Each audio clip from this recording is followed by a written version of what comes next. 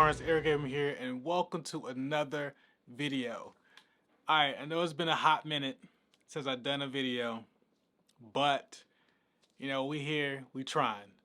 And so in today's video, I want to talk about, what to do when people at your company might not know exactly what you do.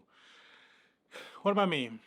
So just because a company has a role for a UX designer, they might have product designer, whatever, even though they do a job description, anything like that, they post it, they hire you, sometimes they don't even know what they're getting.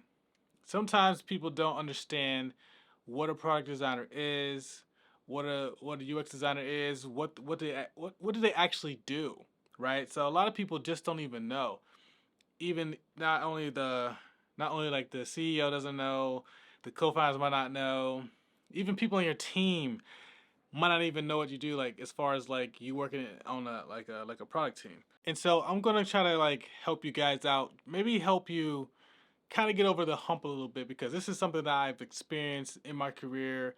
It's something that I'm dealing with where people might not really know what you actually do. Most people think that, oh, they hear the word, product design or UX design, they automatically think that you're just going to be just designing screens, and that's not really the overall, job, and that's not really the thing that is the most important, right? Because you got to remember, a lot of these jobs, they don't know what they're doing when it comes to hiring a product designer. I mean, it might just be something that their competition's doing. They feel like they need to do as well, or they feel like they need to do this in order to maybe get ahead in the market, or make their product better or whatever. But they don't really understand what it all entails and what it all it takes, because most people think that you're just going to be there doing UI design work. You're just going to be like designing screens, doing mock-ups, worrying about colors and typography and spacing. But those things, those are like that's like the small part of it, right? Like I always say, it's like the thing that you do after you've already like talked to users, you got your product strategy, you got your business strategy, you got everything done, and this is like the last thing that you do when it comes to completing, like getting a product out the door and getting things done. And so what you can probably do is probably do this. One, you can host like a workshop where like you put together a couple slides. You talk about, this is something I actually did, where you put together a couple slides where you talk about what actually does a product designer do. And what you could do is you could frame it like this. You can go to a meeting and say like, hey, how many of you know what a product designer is? How many of you know what a UX designer is? Or how many of you know what a UX designer does or a product designer does? And you just wait. People will be, if you're in person or in Zoom, people like raise their hand and they'll speak. And 9 times out of 10, they're gonna say, "You design screens, right? You do like the visuals, you do the colors. Like it says design, right? I've heard this before. Like it says design in your name. What is there something else that you do?" And that's when you go into your whole spiel, right? you you break it down. You talk about you don't want to overwhelm them, but you break it down in a simple sense and say like, look, when it comes to product design, it comes to UX design, we're kind of mixing the the art with the science, right? Because we have to consider a lot of different things. We have to consider not only the user perspective, but like the business perspective and the business goals. Engineering and technology, those capabilities and constraints as well. You also have to take consideration everything else that goes into it. So you can basically break it down like this. Just talk about like the new double diamond. Like, what is it over here? Discover, define, design, deliver. And you can break it down like that. You can show that. I can share something out with you guys later. I might link to it in the description below, where you can kind of use this to help, to help with like explaining what you do for a living. You can break it down like that. Then you can talk about, okay, these are the different phases of design that we kind of go through. We think about the new double diamond and like design thinking. You talk about all those different things, and then underneath those things, you could talk about, all right, for the discovery phase. These are some of the things that we kind of do as a UX designer. You kind of list those out. Then like the define phase, you can kind of say like, okay, the define phase of this thing, these are some of the things that we're gonna probably list out. These are some of the things that we're gonna be doing, right? And then you go to like the design phase. You can talk, okay, based on the design section, this is some of the things that we're gonna do here, and here. And then you talk about the deliver section, and you do the same thing. But then you caveat and say like, based on the double diamond and the things that we do, a lot of companies place value on the design portion. A lot of these companies do, even the bigger ones. And you can go on to say like a lot of companies place high amounts of value on the visuals, when the visuals is sort of the almost the last phase of the design cycle, right? You could break that down and let them see it visually about, this is how this works. And so let me go get something real quick. All right, so I got a piece of paper to help me kind of like really explain when I talk about breaking it down, like the new double diamond, like design thinking, and the things that you're probably going to be doing as a product designer or UX designer. So this is something that you could probably maybe use when you're trying to talk about it and break it down. But here's sort of the breakdown. So discover, define, design, deliver. So discover, solve for the right problem, right? Pretty simple, right? And here's some of the things that you might do as a designer, like the initial hypothesis, current journeys, like looking at what's out there currently, research and insights, right? And also thinking about like user pain points. So like basically leveraging like what's out there, researching like what's some things that you could probably find, user pain points, doing interviews, etc. And you could talk about all those things that you're probably going to do. And a lot of people are like, oh, I didn't really think that you did those things. Like, yeah, I mixed the art with the science.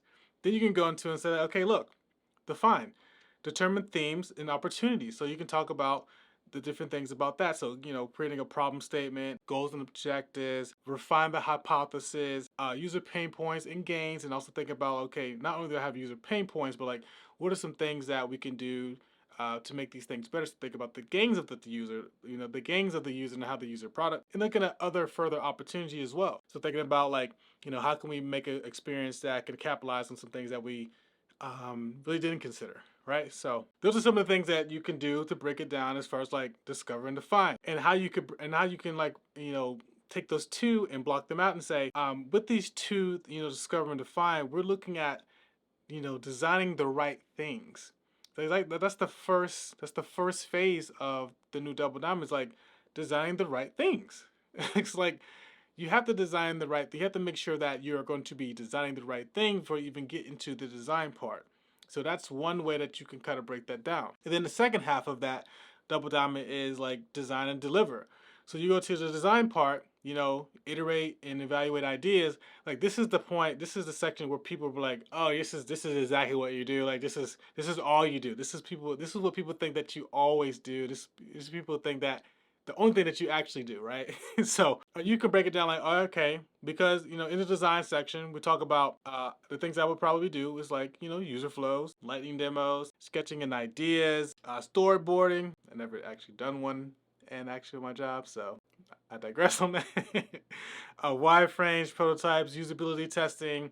You can talk about all those things. There's a lot more stuff here that us designers do, but these are just a couple of things that you could probably do in the design phase, right? Then you talk about the deliver phase of it, right? So you're going to be continually measuring and improving after the build. So basically going back, iterating on what's already out there, refining it, making more improvements, getting more user insights. And so you're going to be looking at like high fidelity comps, development, QA, continuing your testing and iterations. It's basically coming back full circle into that double diamond. So after you release it, okay, we released some things. So let's go back to discover. Like, what did we find out?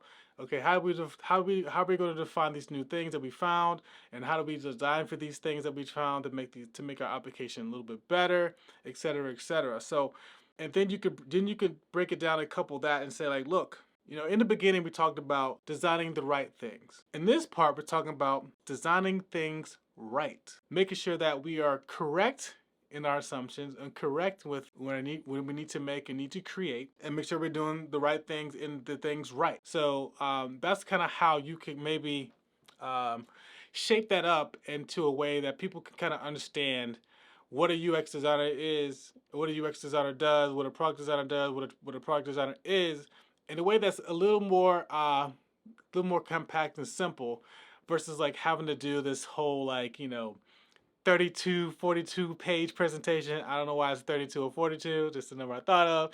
Look, you're trying to break it down. Like, this is everything I do. I'm important. I'm amazing. You should listen to me. It should never be that way.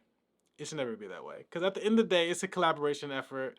And what you're all you're trying to do is just like bring light to your job and the things that you do so you don't get pigeonholed into just only designing mock-ups and doing prototypes because at the end of the day you provide more value to a company than just that, and you got to let them know that. And you would think the company would know this because they hired you, but they really didn't. They really don't know because they might think they need a product designer, but at the end of the day, they might just need a UI designer. They might just need somebody to come in, make some pretty mock-ups, not really think about the flow or whatever. But then they get to a situation where like, okay, we have these pretty mock-ups and we have these pretty things, but they don't make any damn sense. Well, the reason why they don't make any sense because you never took the time to do all the stuff before you got to just making pretty screens. And you never want to get to a point where like you're doing these high fidelity mock-ups and you have to make all these like adjustments and changes and stuff like that. Like, I mean, some companies, some people can actually do that. Where like, if you have like a design system or pattern library in place, where you can make these quick changes on the fly. But you usually want to try to do those maybe in like the wire stage framing phase of it or the sketching phase of it. If you even do sketches, I know I'm big on sketches, but sometimes I can't get to them. Sometimes like we sacrifice things for the sake of speed, which is fine. Um, so just think about that, guys, when you're trying to consider like, how do I tell people in my job the job that I do, right? Because they might not even know themselves. They might not even know themselves, which is perfectly fine because not everybody's gonna know exactly what a product designer does because it might be just like new to them. This whole concept of what we do is fairly new in our career field is sort of in its like infancy. You think about like um, you know being a dev, like how long have people been devs over people who have been like product designers and UX designers, right? So let's do this. All right, I'm back, and I just want to say that I really hope this little quick video helped you guys out. Helping you be able to kind of explain what you do for a living to people who probably don't know, or don't want to try to know, or don't seem to know. So take this, run with it, use it if you want to. I'll put a link in the description below to the thing I was talking about, to the thing I was referencing. You can also just go to, just a norm or whatever. You can find it there as well. But I'll make it simple for you guys. I'll link something out. But really hope you guys learned something today. I'm sorry this video is not sooner. But it's all good, man. We live and learn. I've been super busy. As everybody knows, I switched jobs and I've been doing a lot of things in my free time. Actually doing a lot of mentorship calls and coaching calls and doing portfolio reviews and whiteboard challenges. I think I've had like 4 this week already, and I've been pretty busy helping people out. So if you guys need that help as well, feel free to go to uglyunicorns.com and you can book a session with me there, or you can just click the link below and you can get a whiteboard challenge interview there with me, or you want me to do a portfolio review with you, you could do that there. Or you just need some just general UX help, questions, whatever. Links below. Check that out. But until next time, guys. Next time. English. My English is not great. But anyways, until next time, guys. I really hope you guys learned something. And like I always say, don't just be a unicorn. Be a unicorn. Peace.